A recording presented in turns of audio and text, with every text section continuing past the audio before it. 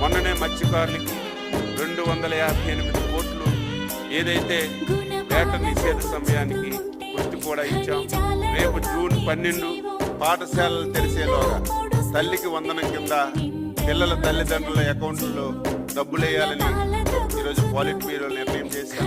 కేంద్ర ప్రభుత్వం రేపు ఎప్పుడు అన్నదాత సుఖీభవ కింద ఫస్ట్ ఇన్స్టాల్మెంట్ వేస్తారు. అదే రోజు మనం ఫస్ట్ ఇన్స్టాల్మెంట్ జోడించి రైతులకు ఇవ్వాలని చెప్పి నిర్ణయం చేశాం. దీంతో పాటుగా ఇంకొక మంచి నిర్ణయం తీసుకున్నాం.